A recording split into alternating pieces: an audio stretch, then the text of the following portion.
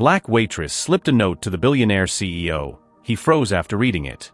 The air in La Perla Blue hummed with a different frequency than the rest of the world. It was the sound of quiet power, of fortunes discussed over $500 stakes, and vintage wine breathed in like a promise.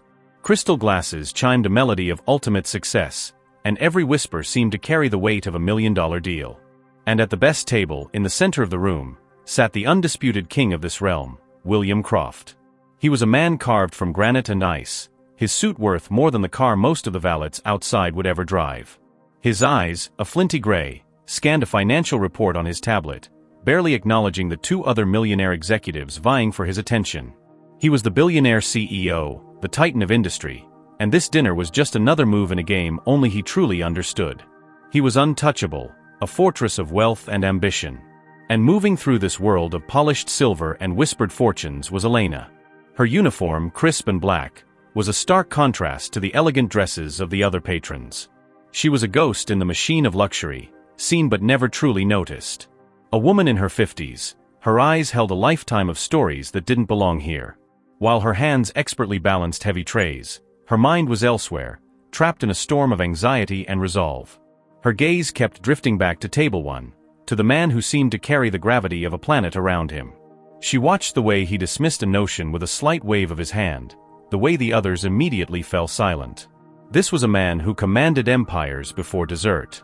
How could a simple note, folded and trembling in her apron pocket, ever hope to breach such a fortress? Doubt gnawed at her. This was a mistake. A terrible, foolish mistake that would cost her this job, this meager lifeline. Before we dive deeper into this journey, hit the like button, subscribe, and comment below where you're watching from. We love hearing your stories too. The sommelier glided past her, offering William a taste of a 1945 Bordeaux. William gave a barely perceptible nod of approval, not even looking at the man. He was in his element, a world of numbers and conquests. Elena's world was one of rent, of long bus rides home, of aching feet and quiet pride. Their universes were never meant to collide. Yet, a promise, made decades ago in a room that smelled of medicine and desperation, echoed in her soul. It was a vow stronger than her fear, a debt of love that no amount of money could ever erase. She took a deep, shaky breath, feeling the weight of the paper in her pocket like a lead weight. The moment was coming. One of the executives laughed at a joke William didn't make, the sound too loud, too nervous. William simply took a sip of his wine, his expression unreadable. It was time. Her heart hammered against her ribs, a frantic drumbeat against the orchestra of clinking forks. She picked up the chilled water pitcher, her palms slick with sweat. She approached the table, her steps feeling both heavy and floaty, as if she were walking through a dream. She moved around the table, refilling each crystal glass. She avoided looking directly at him, focusing on the task, a mere function, a server doing her job. She reached his side. The air around him felt cold, charged with his intense, dismissive energy. He didn't look up. He was engrossed in something on his phone, his brow furrowed slightly. This was it. Now or never. With a movement practiced 100 times in her mirror that morning, her hand slipped from the pitcher. The small folded square of paper, warm from her grasp, was left on the white linen tablecloth, just beside his bread plate. She retreated quickly, melting back into the shadows of the service station, her entire body trembling. He hadn't noticed. For a long, agonizing moment, nothing happened. He continued to stare at his phone. The world continued to turn. Her heart sank. It was lost. He would just assume it was a scrap of trash. The promise had died on a billionaire's table. And then his hand moved. Almost absently, his fingers, long and precise, picked up the note. He unfolded it with an air of mild, bored irritation, probably expecting a phone number from an ambitious admirer. His eyes scanned the 3 words written there. And he froze. The color drained from his face. The impenetrable mask of the powerful CEO shattered completely, replaced by a raw, unvarnished shock. The phone slipped from his other hand and clattered onto the fine china. The executive to his right leaned in, his voice laced with confusion and concern. "William? Is everything all right?" The note was a simple slip of cheap lined paper, the kind torn from a waitress's order pad. The handwriting was careful, a graceful cursive that seemed out of place. And on it, just 3 words. 3 words that detonated a silent bomb in the core of his being. It read, "The oak remembers." His breath hitched in his throat, a sharp, painful gasp that was utterly alien in this place of controlled composure. The noisy room, the clatter of fine dining, the murmur of deals, it all faded into a distant, muffled hum. The only thing that existed was those 3 words, written in blue ink, searing themselves into his mind. A flash. A memory, fragmented and sharp, like a piece of broken glass. The scent of damp earth. The rough, gnarled bark of a massive tree against his small hands. The sound of a woman's laughter, warm and bright, a sound he hadn't heard in over 40 years. It was a door he had welded shut, buried under layers of ambition, steel, and unimaginable fortune. A door that had just been blown off its hinges by a waitress he'd never seen before in his life. "William? My God, man, you're white as a ghost. What is it?" His associate's voice was laced with alarm, cutting through the static in his head. He couldn't answer. His tongue felt like lead. He was a boy again, small and scared and desperately poor, staring out the window of a social worker's car as his entire world vanished behind him. The shame. The bitter, all-consuming belief that he hadn't been enough. That he had been left behind. That was the foundation upon which William Croft had been built. A foundation of rejection, hardened into diamond-grade resolve. He became rich not to acquire, but to never ever be that powerless, abandoned boy again. And this note reached back through time and touched that very boy. It knew his secret name. He shot up from his chair so abruptly it screeched against the marble floor, drawing every eye in the restaurant. The calculated poise, the billionaire's swagger, was gone. In its place was a raw, primal urgency. He didn't see the stunned faces of his guests or the confused looks from other diners. His vision had tunneled. He had to find her. He had to find the woman who had handed him a piece of his own forgotten soul. "Sir? Mr. Croft? Is everything," the maitre d' began, but William was already moving, a force of nature striding through the plush dining room. He pushed through the swinging doors that led to the kitchen, entering a world of steam, shouted orders, and clanging pots, a world that was the antithesis of everything he was. The staff froze, their movements halting mid-task. A man in a $10,000 suit had no business being here. He scanned the room, his gaze frantic, hunting. He saw a young busboy gaping at him. "The waitress," William demanded, his voice rough, stripped of its usual cool authority. "The woman serving my table. Elena. Where is she?" The boy just stared, dumbfounded. A manager, her face a mask of professional panic, rushed over. "Mr. Croft. Sir, whatever the issue is, I assure you we can resolve it at your table. The kitchen is no place for." "Where is she?" he interrupted, his voice low but vibrating with an intensity that made the manager take a step back. He wasn't asking. He was commanding. This was the tone that made boards of directors comply. This was the voice that closed billion-dollar deals. The manager pointed a trembling finger toward a dimly lit hallway near the back exit. She's probably on her break. The staff break room is down there, sir, but please let me." He was already moving, his expensive shoes clicking against the greasy linoleum floor. He passed racks of clean glasses and stacks of canned goods, a world of mundane details that were beneath his notice. He turned a corner into the quieter hallway, lined with employee lockers and the faint smell of old coffee. And there she was, standing by a beat-up locker, as if she'd been waiting for him. Her apron was off. She wasn't running. She was just waiting. Her eyes met his, and they held no fear. Only a deep, bottomless sadness, and a resolve that mirrored his own. He stopped a few feet from her, the note crumpled tightly in his fist. The air between them crackled with unspoken history. The powerful CEO and the weary waitress, standing in a dingy back hallway. The world had gone completely mad. He opened his mouth, the questions, the demands, the offers of money piling up on his tongue. But before he could speak a single word, she did. Her voice was soft, but it hit him with the force of a physical blow. Her voice was a whisper, yet it echoed in the sterile silence of the hallway like a thunderclap. "Do you still have the scar?" she asked. "On your right knee. From the rusted nail on the old oak swing."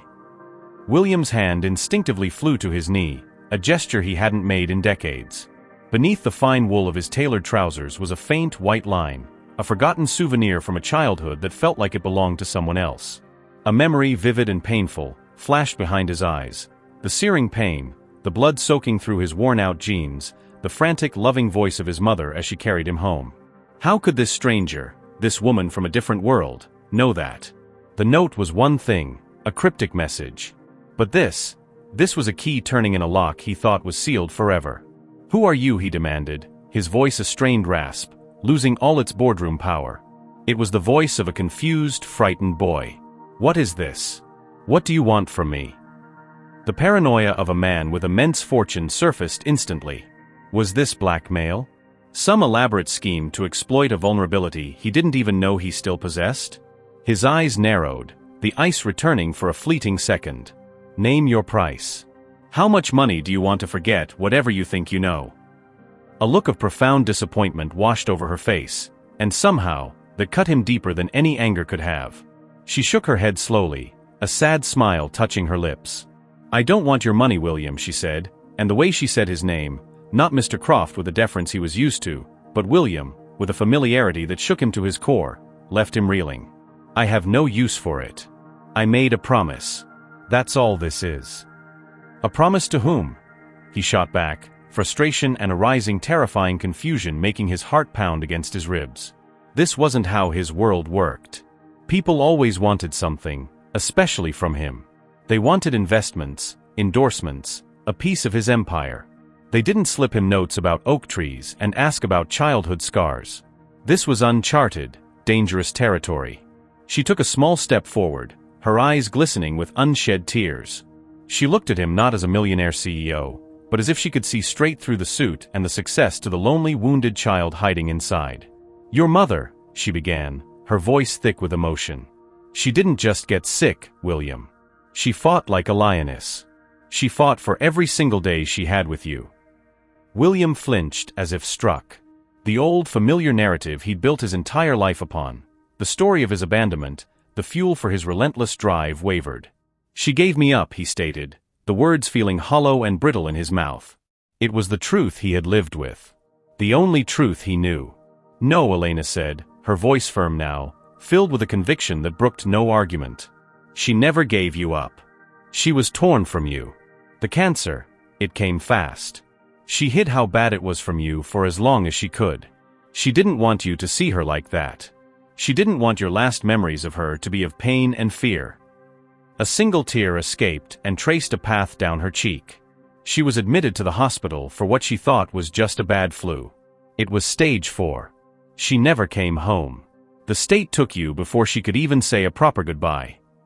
The world tilted on its axis. The polished hallway walls seemed to close in on him. The sounds from the kitchen were a distant roar. Every single thing he had believed about himself, about his origin story, was a lie. The great William Croft, a man who prided himself on seeing all the angles, on understanding every variable, had built his life on a fundamental misunderstanding. He wasn't the boy who was left behind. He was the boy who was taken away. He staggered back, his shoulder hitting the cold metal of a locker with a dull thud. The breath left his lungs in a rush. He saw it then, not as a distant, blurry tragedy, but with horrifying clarity. His mother, alone in a sterile hospital room, fighting not just for her life, but for the son she was powerless to hold. The image was a physical pain in his chest. He looked at Elena, truly looked at her, for the first time.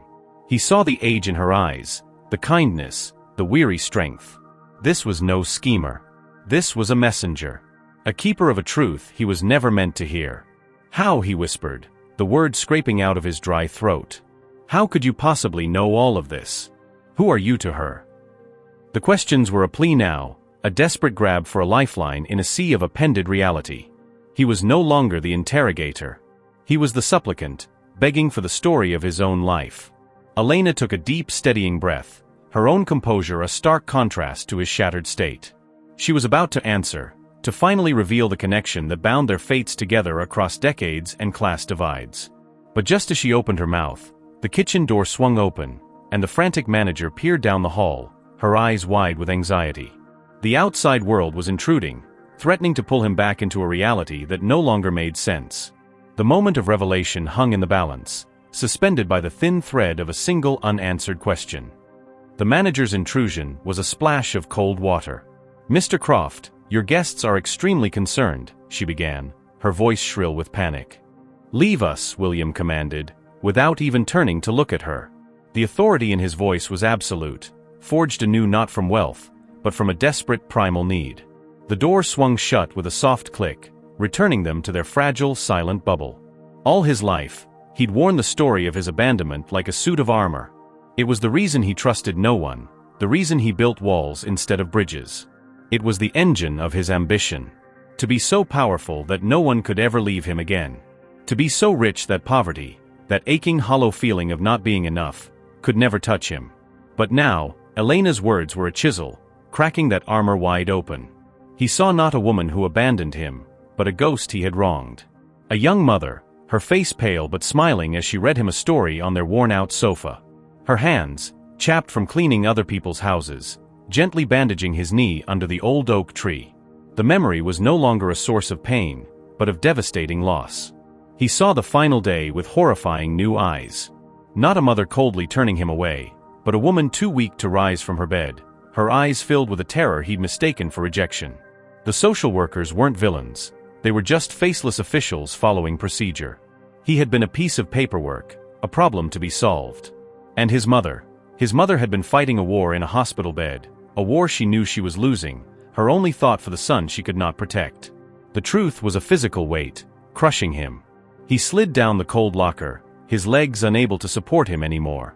The mighty billionaire, brought to his knees on a greasy linoleum floor by a memory. He wasn't William Croft, the titan of industry. He was just a little boy who had missed his mother for 45 years and never knew why she was gone.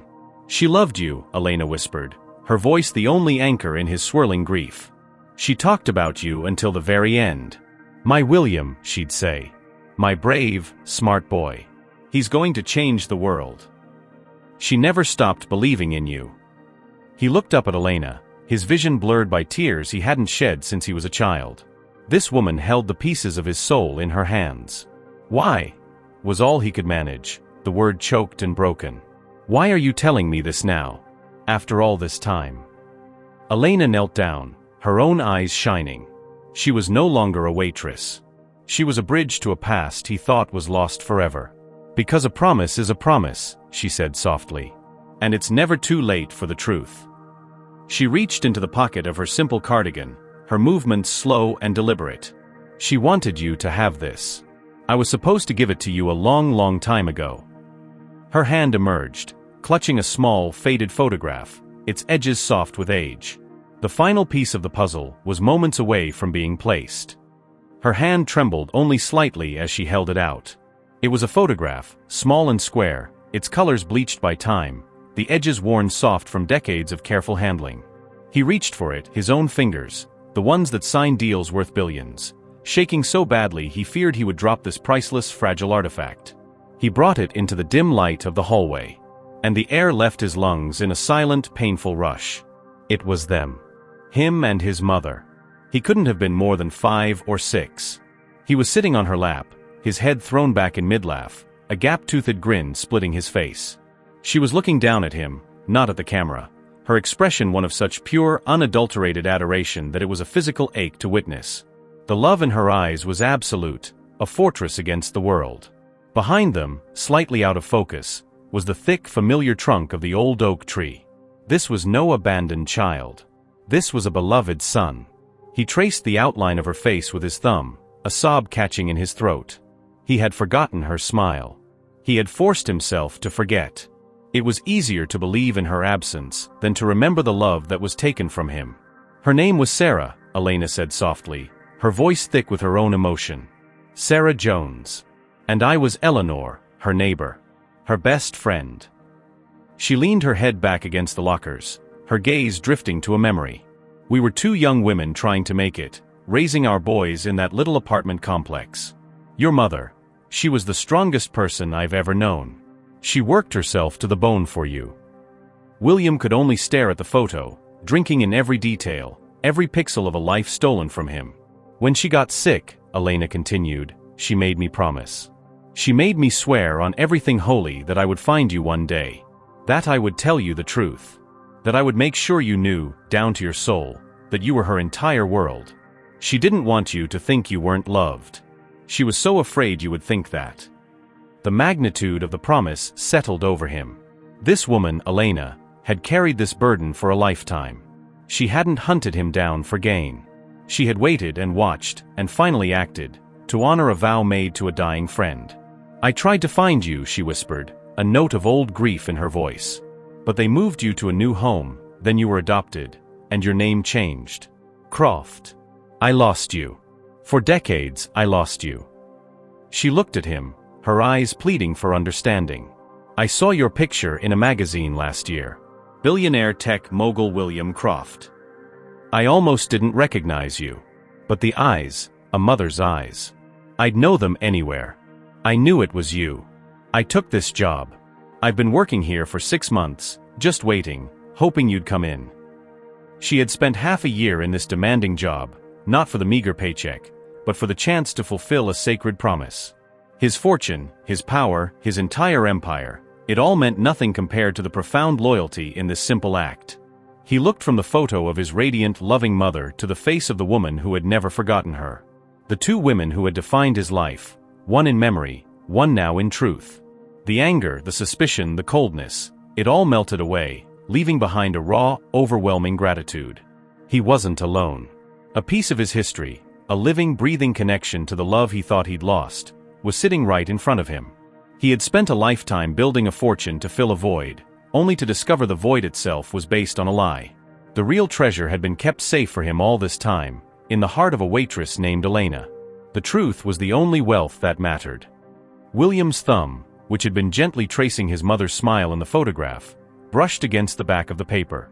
He felt it, a roughness, a different texture. A faint, penciled script, almost worn away by time and touch. A cold, quiet dread mixed with a flicker of desperate hope.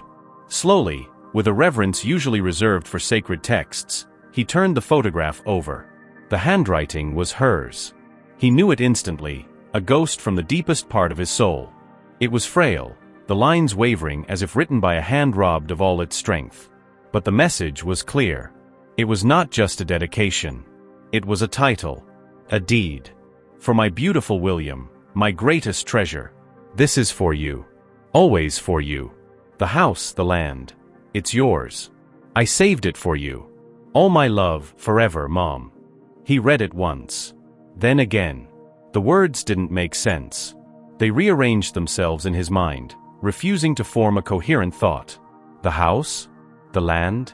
The tiny, dilapidated house on the forgotten lot? The place he had spent a lifetime running from, the very emblem of the poverty he had vowed to conquer? She bought it? The question was a broken whisper, directed at Elena, at the universe, at the ghost of the woman in the photo. How? We barely had food. Elena's eyes were pools of shared memory and pain. She knew, she said softly. She knew she wouldn't be there to watch you grow up. So she worked. She took on more night shifts. She skipped meals. She saved every single penny she could, hiding it in a jar she buried in the backyard, right under that oak tree. It was her secret. Her mission. She wanted to leave you something. Something that was truly yours. She managed to pay off the land right before she got too sick. The revelation was a seismic shift, more profound than any business acquisition. She hadn't just loved him. She had fought for him with every last ounce of her strength. She had sacrificed her own well-being not for medicine, not for comfort, but to secure a future for him she knew she wouldn't see. That dusty, worthless plot of land was no longer a symbol of abandonment. It was a monument to a mother's ferocious, selfless love. It was the most valuable asset he had ever owned, and he never knew. The weight of it, the sheer, breathtaking magnitude of her sacrifice, finally broke him. The photograph, this final devastating proof of her love, was pressed against his heart as his shoulders shook with the force of a grief that was 45 years overdue. He wasn't a millionaire CEO in that moment. He was just her son, finally understanding the depth of the love he had lost. The fortress of ice around his heart didn't just crack, it melted away entirely, leaving him raw, exposed, and utterly transformed. The air under the ancient oak tree was different. It didn't hum with power or whisper of deals. It carried the gentle rustle of leaves, the scent of warm earth, and a profound healing silence. William stood there, not in a suit worth a fortune, but in simple, sturdy clothes. He wasn't William Croft, the billionaire. Here, under these branches, he was just William, Sarah's son. The modest house behind him was no longer a symbol of poverty, but a sacred place, a museum of a love that had defied time and circumstance. He had restored it, not to erase its history, but to honor it, to preserve every memory held within its walls. By his side stood Elena. She was no longer a waitress in a stiff uniform. She wore a bright, beautiful sundress, and a peace that seemed to radiate from her very soul. She had kept her promise. She had brought him home. He looked at her, his eyes, his mother's eyes, filled with a gratitude so vast it could never be put into words. "You gave me back my life," he said, his voice quiet but steady. "All the money in the world, it was just a placeholder. I was building a kingdom on a foundation of sand, trying to fill a hole I believed was there. You showed me the hole never existed. I was always whole. I was always loved." Elena smiled, slipping her hand into his. "She would be so proud of the man you've become. Not because of your rich empire, but because you finally came back to yourself." William had indeed changed. His fortune was now a tool, not a trophy. He had established the Sarah Jones Foundation, pouring his wealth into helping single mothers and children in the foster system, ensuring no child would ever feel the confusion and loss he had carried. But his greatest treasure was the family he had found. Elena was his aunt in every way that mattered, a living tether to the mother he adored, a constant reminder of where he came from and who he truly was. He turned toward a simple, elegant headstone nestled in a quiet corner of the property, under the dappled shade of the oak. He approached it and placed a single fresh flower upon it. "Thank you, Mom," he whispered, the words carried away by the gentle breeze. "For the house. For the land. For everything." But he wasn't talking about the physical property. He was thanking her for the love she had sown into this earth, a love that had waited for him for decades, patient and unwavering, until he was ready to come back and claim it. The story of William Croft was no longer one of a cold CEO who built an empire from nothing. It was a story of a lost boy who was found. A story about how the truest wealth isn't measured in bank statements, but in the courage to keep a promise, the strength to face a painful truth, and the unbreakable, everlasting power of a mother's love. It was a story that ended with a quiet, powerful peace, finally, after all these years, coming home. If you enjoyed this story, don't forget to give this video a like, subscribe to our channel, share this video and tell us in the comments, what part of this journey moved you the most? There's another story waiting for you, and it might just change the way you see the world. Thank you so much for watching and see you soon.